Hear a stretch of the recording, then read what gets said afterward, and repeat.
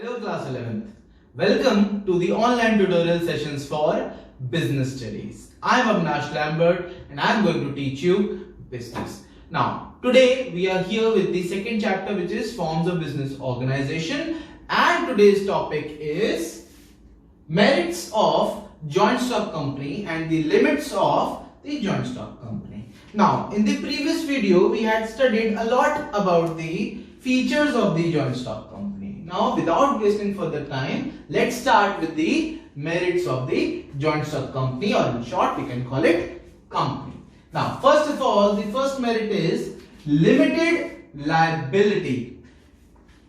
We have studied in the features in the previous video that it is limited to the extent of their capital contribution only. They don't have to further give their more, they don't have to sell their properties for that. Their personal assets won't be touched. So it's a good thing for the members, for the owners of the company, that there is a limited liability for them. Second one is transfer of shares. The shareholders can sell their shares to some other person in the open market or in the stock exchange. So it's also a good thing for the owners that it doesn't become the burden on them. If they don't find the profit in that company, they can sell that share to some other person. So it's a good thing, it's a merit. The third one is perpetual existence. Law has made it and the law can end it. You know that members may come, members may go, but the company remains forever. It doesn't matter who dies, who becomes insolvent, it doesn't matter. The company will remain there. So it's also a good thing, it's a merit for the company. Now let's come to the fourth one, which is scope of expansions. And by the way, I have given the notes of these 3 points. That's why I have told you in the starting 3 points. Now let's start with the other points, which we are going to cover some new things about it. Now, scope of expansion, because you know that there is a huge amount of capital invested in it, therefore there is a scope of expansion. When you have got lots of money, then you are free to use that money in expanding your business. It has a large financial resources, it has huge amount of money, huge amount of capital. Investors invest in it because of limited liability, as you know that they don't have to sell their own goods in the time of bad debt. So it has a limited liability, and even if they think that they are going in losses, they can transfer their ownership, they can sell their shares, and the main reason is possibility of high returns. In the joint stock company, the possibility of the profit making is very high. So the investors invest a lot in this business. So it has a large amount of money, and due to which that large capital, they can expand. So there is a scope of expansion. Now the fifth one is professional management. Now when you have a lots of capital with you, then you need to appoint selected personalities so that you can do your work in a professional way. So for that you need experts, you need professionals, you need specialists. So the company employs specialists, experts and professionals in every department. Why? Because of the high capital investment, because they have lots of money at stake. They don't want to lose that money. So in that case, they need they need the best persons they can appoint who can take their company to the heights. Now, the sixth one is public confidence. The people, the citizens, the normal public, they have gained the confidence of the public. So people have trust and confidence. People have trust and confidence in the companies as compared to other forms of business. For example, partnership. They don't have that much trust of the people. Why is that? Because the companies publish their annual accounts and reports and plans.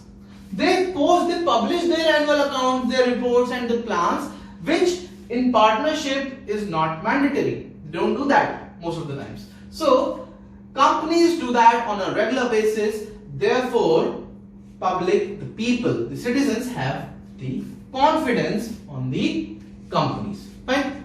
Now, the seventh one, democratic management. As you have already studied that it is managed by directors even though the shareholders are the owners. Fine. So, shareholders appoints, they elect the directors who are elected by the shareholders. Fine. Directors are elected by the shareholders, and these directors are equal voting right.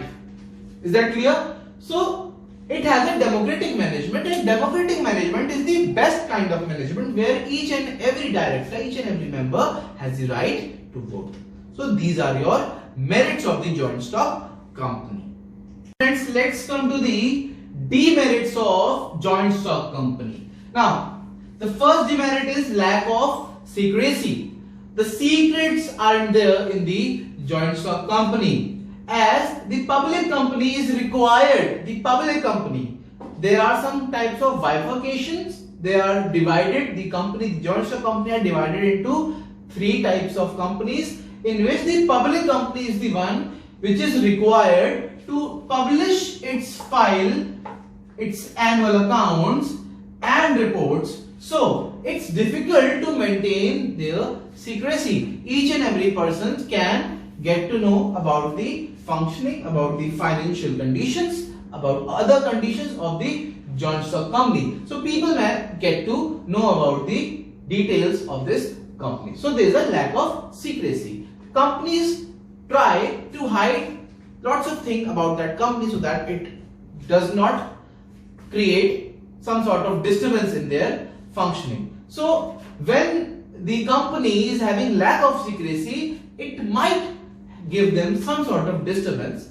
by the others. So the second one, lack of motivation, because you know that it has a separate management and has a separate ownership. Owners are the shareholders and management is done by the board of directors. Now it leads, the separate management and separate ownership leads to a situation where there is no direct relationship between efforts and rewards. Again, we are at the same point, the efforts and rewards, because it is done by different persons. The directors, the board directors work for the company, and the owners, both are different personalities, so they don't know who is doing good work and who is not doing the good work. So there is a difference, there is no link between the efforts and reward. That's why there is lack of motivation for the employees there. Fine. Now let's come to the third one, which is time consuming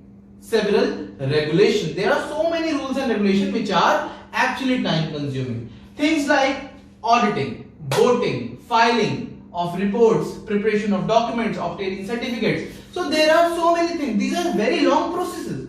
They cannot be done in a full day. They need some lots of time. So there are lots of time consuming things which need lots of time and patience. Therefore, these things like auditing, voting, filing of reports, preparation of documents and obtaining certificates. So these take time. Therefore, there is a demerit which is time consuming several regulations. Now, the fourth one, delay in decision making.